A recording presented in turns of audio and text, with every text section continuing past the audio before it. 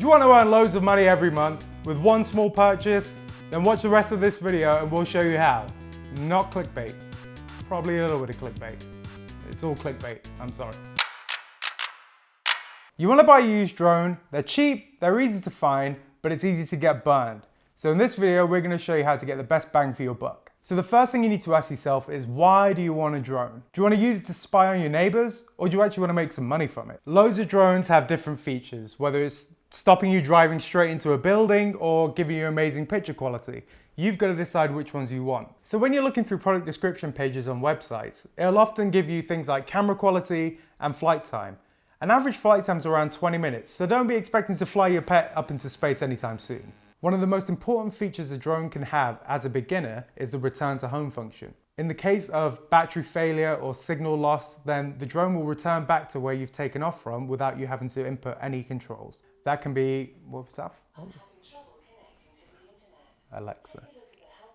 So the first thing you need to do is decide where you're going to buy your drone from, whether that's Facebook groups, forums, or even eBay. If you have the option between buying online or buying in person, always try and go for in person. A couple of easy things to research are, is the company still around and are spare parts still available? Because if you do crash your drone or anything does happen, then you're going to want to be able to pick them up. So when you're buying a drone online, when you look at the advert, there's a few key things you can look out for. Things like, is it a trusted seller? Does that seller have reviews on their products? And are there photos included in the advert? An easy check you can make using photos is download the image that's in the advert and run it through Google Image Search. This will show you if that image has been used anywhere else on the internet. And if it comes up with a load of results, then you know that maybe they've just downloaded that image and put a false advert up. The description on the advert is one of the most important parts of it. If the seller's talking about things like cracks in the shell or previous hardware failure, that should instantly make you think, and be a deal breaker. Discoloration on the body or the propellers can be an indication of a possible crash, so look out for those as well. If you are buying online, then ask the seller if they're up for having a video chat or a Skype call to show the drone in use. Unless they have a returns policy and they refuse to do it, then I treat that as a deal breaker. If you're buying a drone in person, there's a couple of things you can bring with you. One could be a tablet or a phone that's compatible with the controller if it doesn't already have a screen, to make sure that you can fly it when you're there. In a lot of modern drones nowadays, you can get access to flight data.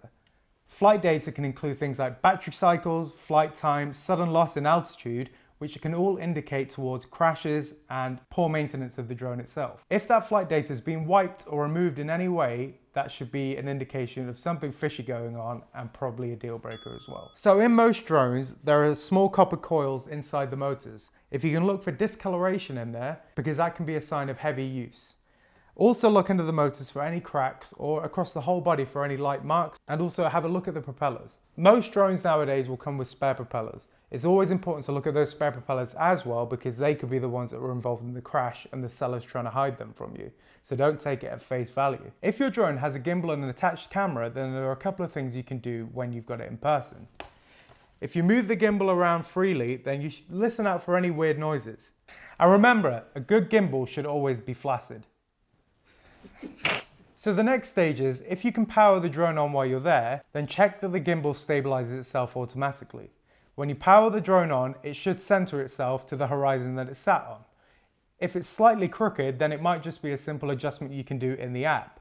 But if it's something more severe, then that might be from a crash or poor maintenance. If you can, try and get the seller to provide you with a test flight while you're there.